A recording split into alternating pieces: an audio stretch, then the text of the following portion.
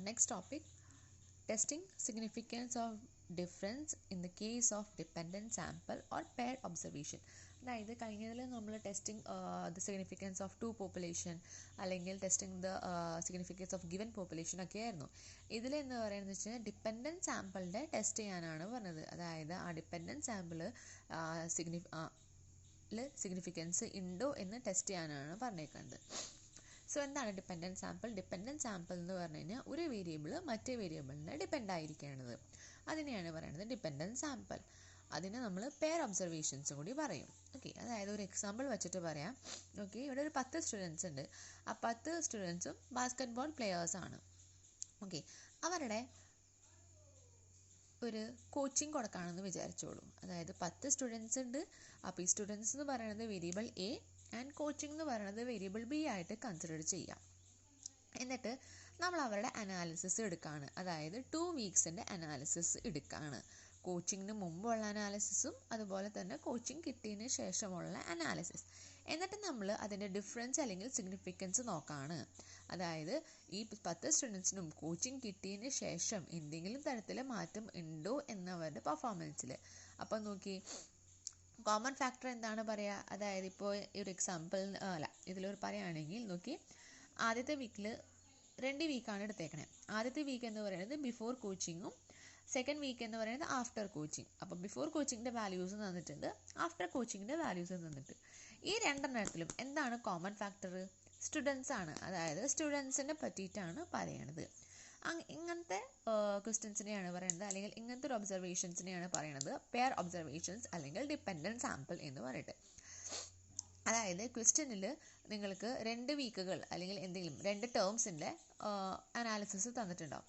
എന്നിട്ട് അതിൻ്റെ ബേസിസിലായിരിക്കും നിങ്ങൾക്ക് സിഗ്നിഫിക്കൻസ് കണ്ടുപിടിക്കേണ്ടത് അല്ലെങ്കിൽ ഡിഫറൻസ് എന്തെങ്കിലും ഉണ്ടോ എന്ന് കണ്ടുപിടിക്കേണ്ടത്. ഓക്കെ, ഡിപ്പെൻഡൻറ്റ് സാമ്പിൾ അല്ലെങ്കിൽ പെയർ ഒബ്സർവേഷൻ നമ്മൾ ചെയ്യുന്നത് ടി ടെസ്റ്റ് വെച്ചിട്ടാണ് ചെയ്യണത്.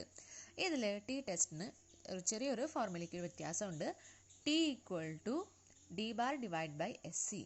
ഡി ബാർ എന്ന് പറയുന്നത് mean of difference between the value. അതായത് ആ 2 വാല്യൂസുകളുടെ ഡിഫറൻസ് കണ്ടുപിടിക്കുക.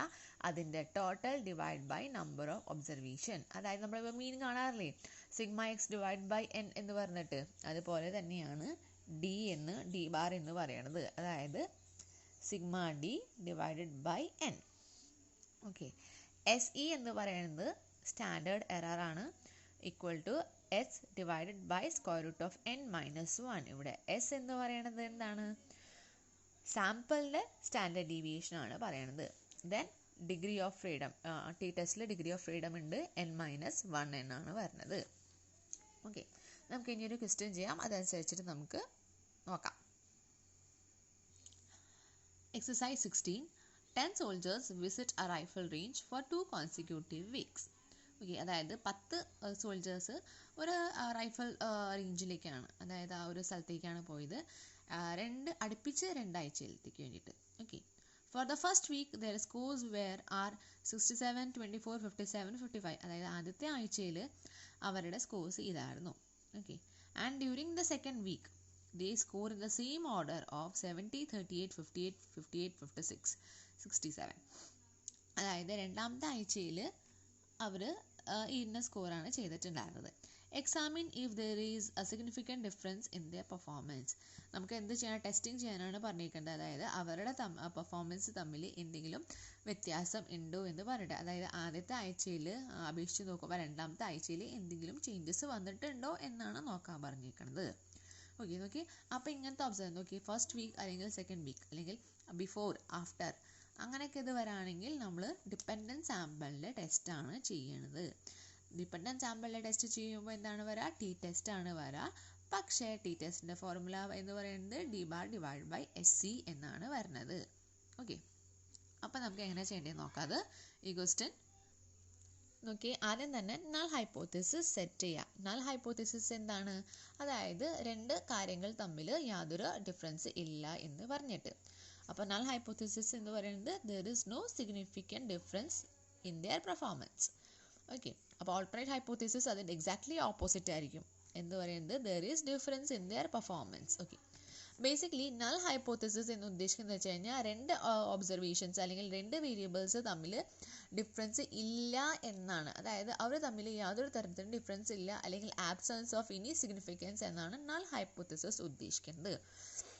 അതിന് നേരെ ഓപ്പോസിറ്റ് ആണ് ഓൾട്ടർനേറ്റ് ഹൈപ്പോത്തസിസ് വരുന്നത്. അതായത് if null hypothesis means there is no significant difference എന്നാണെങ്കിൽ ഓൾട്ടർനേറ്റ് ഹൈപ്പോത്തസിസ് എന്ന് പറയുന്നത് ദർ ഈസ് എ ഡിഫറൻസ് അല്ലെങ്കിൽ there is a significance in the performance എന്ന രീതിയിലാണ്. ഓക്കെ, അത് കഴിഞ്ഞിട്ട് ഫോർമുല ചെയ്താൽ T equal to D bar by S C. അത് കഴിഞ്ഞിട്ട് നമുക്ക് നോക്കാം, നമുക്ക് കോളംസ് വരയ്ക്കാം. കാരണം ഡി ബാർ എന്ന് പറയുന്നത് രണ്ട് വാല്യൂസിൻ്റെ ഡിഫറൻസിൻ്റെ മീൻ എന്നാണ്.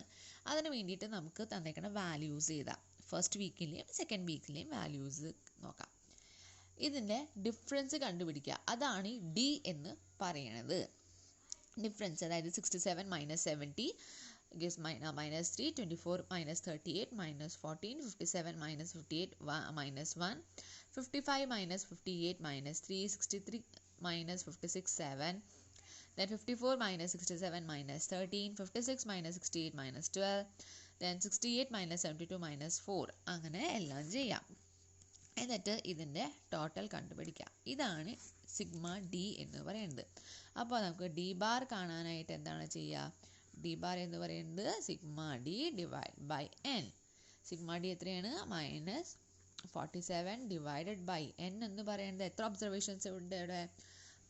എത്ര എൻ എന്ന് പറയുന്നത് എത്ര സാമ്പിളാണ് ഇവിടെ ഉള്ളത്? 10 ആണ് ഉള്ളത്. കാരണം 10 സോൾജേഴ്സ് ആണ് പറഞ്ഞിട്ടുണ്ടായിരുന്നത്. സോ 10. സോ ഡി ബാർ എന്ന് പറയുന്നത് -4.7 എന്നാണ്. ഓക്കെ, അപ്പോൾ നമുക്ക് ഡി ബാർ കിട്ടി. ഇനി നമുക്ക് എസ് സി ആണ് കണ്ടുപിടിക്കേണ്ടത്. എസ് സി എന്ന് പറയുന്നത് S divide by square root of n. ഇവിടെ ക്വസ്റ്റ്യനിൽ സാമ്പിളിൻ്റെ സ്റ്റാൻഡേർഡ് ഡീവിയേഷൻ തന്നിട്ടില്ല, നമുക്കത് കണ്ടുപിടിക്കേണ്ടി വരും. സ്റ്റാൻഡേർഡ് ഡീവിയേഷൻ്റെ ഫോർമുല എന്നിട്ട് square root of sigma D square by n minus sigma D divide by N the whole square. Okay, D square നമുക്ക് അറിയില്ല, അതിന് വേണ്ടിയിട്ട് നമുക്ക് ഡി സ്ക്വയർ കണ്ടുപിടിക്കണം. സോ നമുക്ക് ഡി സ്ക്വയറിൻ്റെ ഒരു ടോട്ടലും കൂടി വേണം. അതായത് ഈ ഡിയുടെ സ്ക്വയറിനെയാണ് പറയുന്നത് ഡി സ്ക്വയർ, ഡിയുടെ വാല്യൂൻ്റെ സ്ക്വയറിനെ. സോ ആദ്യത്തെ കോളത്തിൽ 3ൻ്റെ സ്ക്വയർ വരുന്നത് 9, 14ൻ്റെ സ്ക്വയർ 196, 1ൻ്റെ സ്ക്വയർ 1, അങ്ങനെ എല്ലാത്തിൻ്റെ സ്ക്വയർ ചെയ്തിട്ട് അതിൻ്റെ ടോട്ടൽ കണ്ടുപിടിക്കാം. ഈ വാല്യൂ ഇവിടെ സബ്സ്റ്റിറ്റ്യൂട്ട് ചെയ്യാം. That is 699 divide by 10 minus sigma D the whole square ആണ്, അതായത് സിഗ്മ ഡിയുടെ വാല്യൂവിൻ്റെ whole square. That means sigma D എത്രയാണ്? ഈ 47 ആണ്, ആ വാല്യൂവിൻ്റെ ഹോൾ സ്ക്വയറിനെയാണ് പറയണത്. സോ 47 ഡിവൈഡ് ബൈ 10 ൻ്റെ ഹോൾ സ്ക്വയർ. സിംപ്ലിഫൈ ചെയ്യുമ്പോൾ നമുക്ക് സ്മോൾ ലെറ്റർ എസ് എന്ന് പറയുന്നത് 6.91 എന്നാണ് കിട്ടുക. ഈ 6.91 ആണ് ഇവിടെ സബ്സ്റ്റിറ്റ്യൂട്ട് ചെയ്യേണ്ടത്. Okay, so 6.91 divide by square root of n minus 1. ഇവിടെ n എന്ന് പറയുന്നത് 10 ആണ്. സോ 10 - 1 എന്ന് പറയുന്നത് 9 ആണ്. So 6.691 divide by square root of 9. 9ൻ്റെ സ്ക്വയർ റൂട്ട് എന്ന് പറയുന്നത് 3 ആണ്. സോ 6.91 ഡിവൈഡ് ബൈ 3 എന്ന് പറയുന്നത് നമുക്ക് കിട്ടുന്നത് 2.3 ആണ്. അങ്ങനെ നമുക്ക് എസ് സിയും കിട്ടി. ഇനി നമുക്ക് ഈ ഒരു ഫോർമുലയിൽ സബ്സ്റ്റിറ്റ്യൂട്ട് ചെയ്യാം, അല്ലെങ്കിൽ ഡയറക്റ്റ്. അതായത് ഡി ബാർ എന്ന് പറയുന്നത് -4.7 ഡിവൈഡ് ബൈ എസ് സി എന്ന് പറയുന്നത് 2.3 ആണ്. ഓക്കെ, നമുക്ക് ആൻസർ കിട്ടുന്നത് എത്രയാണെന്ന് വെച്ച് കഴിഞ്ഞാൽ -2.04 എന്നാണ്. ഇതാണ് നമ്മളുടെ കാൽക്കുലേറ്റഡ് വാല്യൂ എന്ന് പറയുന്നത്. ഓക്കെ, ഇനി നമുക്ക് ടേബിൾ വാല്യൂ നോക്കാം. ടേബിൾ വാല്യൂ എങ്ങനെയാണ് കാണുന്നത്? ഡിഗ്രി ഓഫ് ഫ്രീഡം എന്ന് പറയുന്നത് ടി വാല്യൂവിൽ n-1 എന്നാണ്. That means 10 - 1 give 9. Okay, so ഇനി ഇതിൽ നോക്കാം എത്രയാണ് വരുന്നത്. അതായത് അതെങ്ങനെയാണ് നോക്കേണ്ടതെന്ന് ഞാൻ കാണിച്ചു തരാം.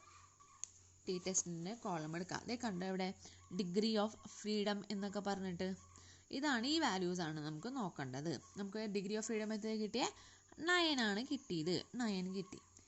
ഇനി നോക്കി, ഇവിടെ നമുക്ക് more than, greater than, less than ഒന്നും പറഞ്ഞിട്ടില്ല. അതുകൊണ്ട് തന്നെ ഇത് 2 tailed ടെസ്റ്റ് ആണ്. Okay, 2 tailed test. ക്വസ്റ്റ്യനിൽ ലെവൽ ഓഫ് സിഗ്നിഫിക്കൻസിനെ പറ്റിയിട്ട് ഒന്നും പറഞ്ഞിട്ടുണ്ടാവില്ല. അങ്ങനെയാണെങ്കിൽ നമ്മൾ ലെവൽ ഓഫ് സിഗ്നിഫിക്കൻസ് എടുക്കുന്നത് 5% ആണ്. സോ 2 tailed ടെസ്റ്റിൽ ലെവൽ ഓഫ് സിഗ്നിഫിക്കൻസ് 5%ൽ 9ന് നേരെ ഏത് വാല്യൂ ആണ് പറഞ്ഞത് നോക്കാം. വാല്യൂ വരുന്നത് 2.262 ആണ്. So table value equal to 2.262 എന്നാണ് നമുക്ക് കിട്ടിയിരിക്കുന്നത്. ഓക്കെ, ഇതാണ് നമ്മളുടെ ടേബിൾ വാല്യൂ. നമുക്ക് നോക്കാം, കാൽക്കുലേറ്റഡ് വാല്യൂ ആണോ ടേബിൾ വാല്യൂ ആണോ കൂടുതൽ? നോക്കി, ടേബിൾ വാല്യൂ ആണ് കൂടുതൽ. So calculated value is less than table value, therefore we accept the null hypothesis എന്നാണ് പറഞ്ഞിരിക്കുന്നത്. അങ്ങനെയാണെങ്കിൽ that means there is no difference in their performance എന്നാണ് വരാം. ഇങ്ങനെയാണ് ചെയ്യേണ്ടത്.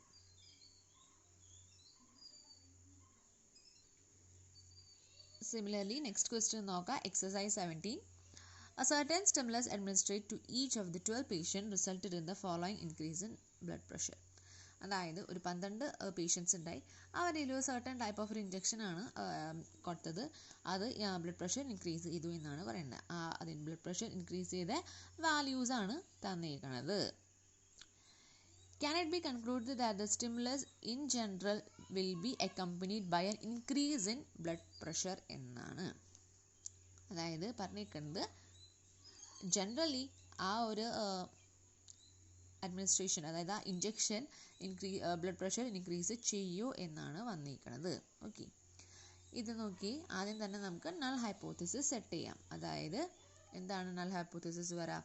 ദർ ഇസ് നോ ഡിഫറൻസ് എന്നാണ് വരാം. അതായത് നോ ഇൻക്രീസ് അല്ലെങ്കിൽ നോ ഡിഫറൻസ് എന്നാണ് വരാം. സോ ഓൾട്ടർനേറ്റ് ഹൈപ്പോത്തസിസ് എന്തായിരിക്കും? There is an increase in the blood pressure എന്നാണ് വരാം.